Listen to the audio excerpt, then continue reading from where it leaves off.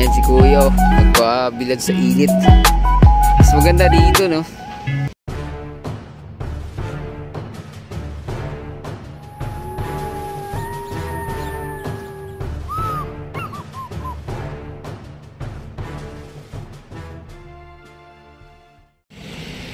Hello guys, good morning. So nandito tayo ulit sa ating Dolomite Beach, no, para mag-update. Ayan, so umaga na to, no. Ayan, napaka-low tide ngayong araw na to. Kitang kita yung mga batuhan dito sa Manila Bay, mga bayan.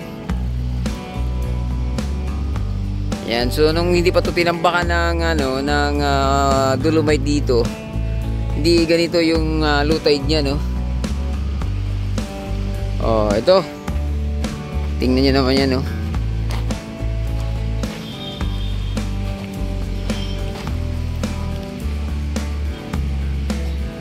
Kita-kita yung bato dito, oh.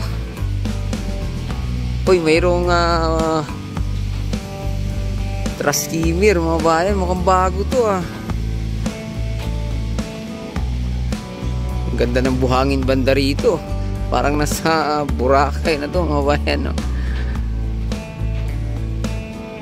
Oh, tingnan nyo, sa sobrang lutay dito, kita-kita yung mga batuhan dito sa pagitan ng phase to phase 3, mga bayan.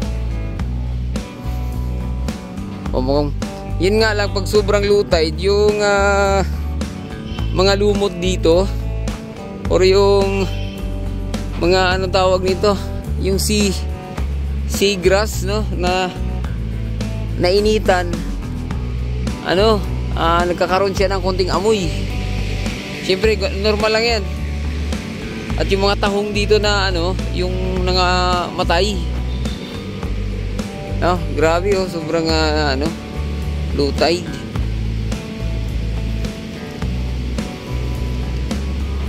Ano ba tong traskimir dito? Sa atin na ba to, or inaalok to sa gobyerno, mga bayan? Ayun, oh.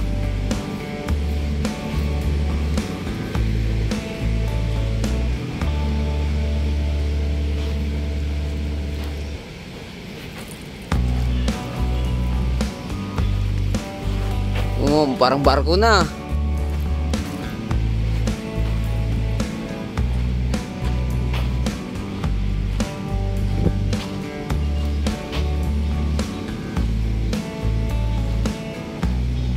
Oh, bagong traskimir. Ano to, sa gobyerno na ba to?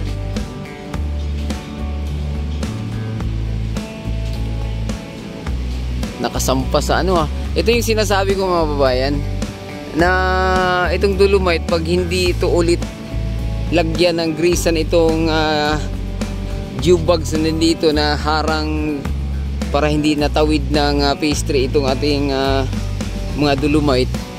Ayan, oh, dito sinampa yung yung bagong traskimir. O pag hindi ito na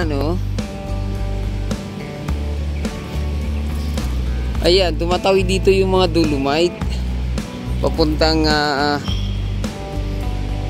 phase 3. Kasi itong ating phase 3 ay purong grisan. Ang lupit ng may mga tinik-tinik pa pala to. May matulis. Oh.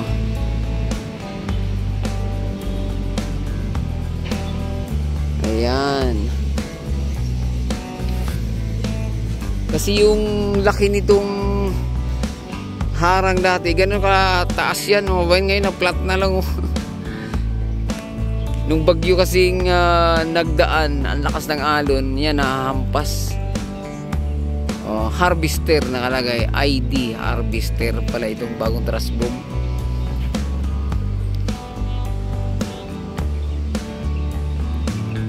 Linis na rito, pati yung mga basura dito nagkalat dati, nakatabi lang.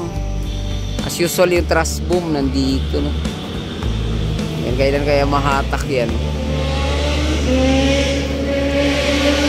Bago. Oh.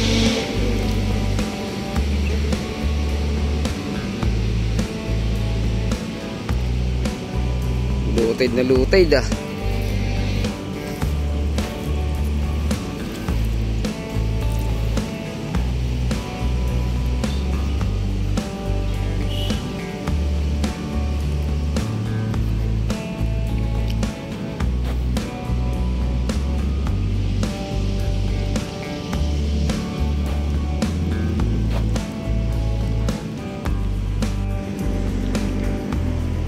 Ayan si Kuya, oh, nagpabilad sa init.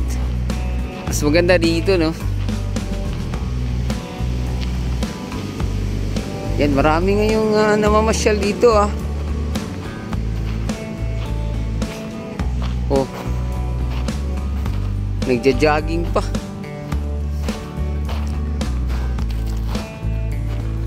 Oh, ayan, no? Tingnan nyo mga babayan. Di narayo na. Basta pag maayos yung ating Manila Bay, walang basura. Yung mga kababayan natin dito, syempre nagtatagal. Oh, ito malamang mga balikbayan to, mga bayan. Oh, ayan, no? Kita nyo naman. Oh, nagpapahangin sila dito. Ayan, oh. Lata, oh. Oh, ito naman yung mga pinutol ng ating MMDA.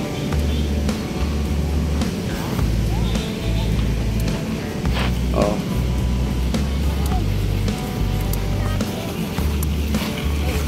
Oy. Oh. Ito binanata naman ng MMDA itong ano, itong nandito.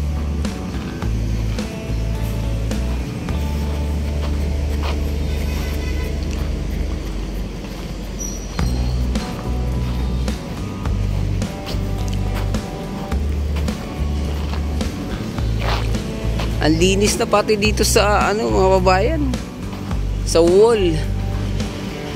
Itong panira na lang talaga dito yung truss boom na nandito, oh. Nakatingga pa rin.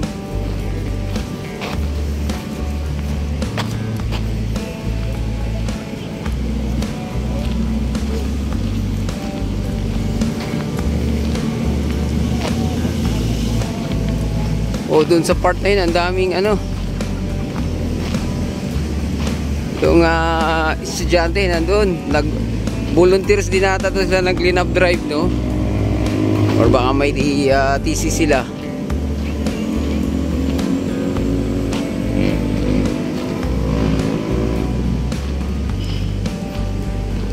Oh, ito naman yung maganda rito sa truss boom na hindi pa natanggal kasi ginawang upuan ng iba nating mga babae pag namasyal dito.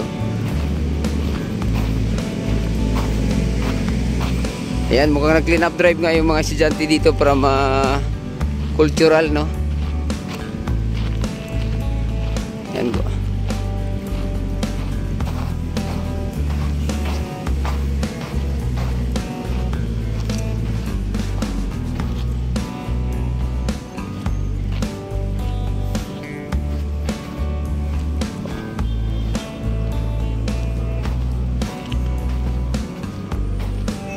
Ang masaklap kasi dito yung nagtutur pa sa kanila yung si Ju Vlog, no? Parang naging laban tawag dito. Si Ju Vlog pa ngayon ang nag-entertain mga babayan, no? Oh, ay sipag talaga to si Ju Vlog, eh. Isang vlogger yan na foreigner, Amerikano, na talagang dedikasyon niya tumulong, mag-volunteers para linisin ang ating Dolomite Beach. Mas active pa to kaysa mga kapwa natin dito sa Pilipinas, mga bayan. Ayan, siya ang nagpo-promote dito sa Dolomite Beach. Siya ang pinupuntahan ng mga ibang gustong mag-volunteers. Yan, kakaiba yan si Joe Vlog, mga kababayan. O tingnan mo, siya pa ang nag-explain.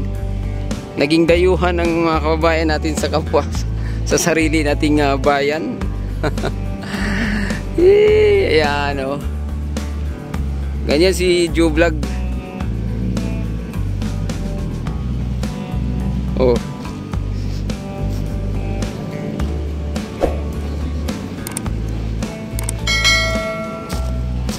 Kita nyo naman yan, no?